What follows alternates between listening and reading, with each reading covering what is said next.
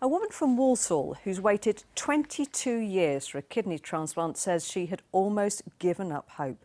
Shashi Matharu had spent the last 6 months shielding from COVID, and during that time the law around organ donation changed. You now have to opt out of being a donor. Laura May McMullan has been to meet Shashi. It was giving me life.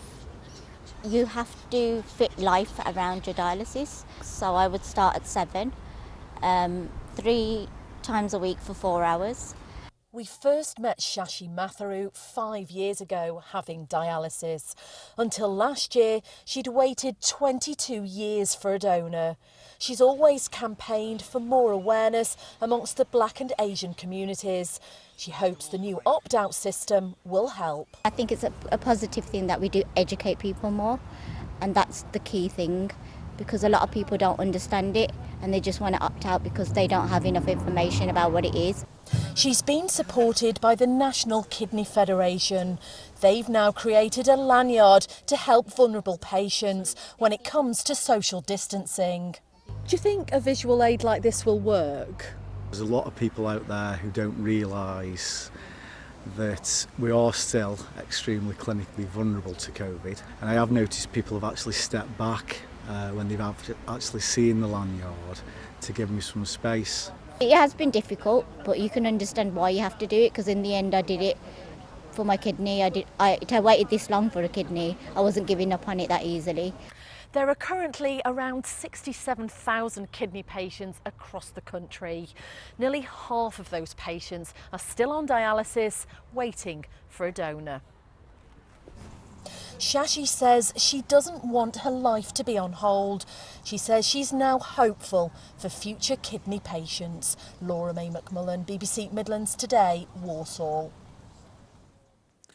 Well, the system where everyone is presumed to be a donor unless they've opted out was introduced in Wales a couple of years ago.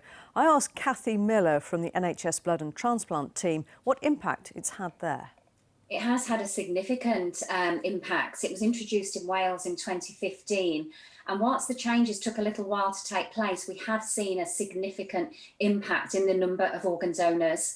And it is down to the law change, but not just the law change. It's about the awareness in the population and about the hospitals having the infrastructure and support from the specialist nurses in organ donation to run the service. And what about the impact that the COVID pandemic has had on those waiting for transplants? Sadly, we were hit hard by the COVID pandemic, and some transplant centres had to close, but we were able to transplant those in urgent need. And our services are recovering now. And actually, we've seen high donor numbers during the pandemic, whether that was the giving and altruistic nature of people, but we did see donor numbers increase. But we still need more donors to save and improve more lives. And we have talked here on Midlands Today before about the lack of donors from BAME communities. Is that improving? It is improving, but it's still not improving enough to meet the current need. So people from a BAME background are more often likely to need a transplant. So we do need people to come forward and donate, because organs are matched according to blood group and tissue type, and those from the same ethnic group are better matches. And just finally, Cathy, if people want more information and need to register, where should they go? They should go to NHS Blood and Transplant's website and sign up to the register or opt out. It's a personal choice. Cathy Miller, thank you.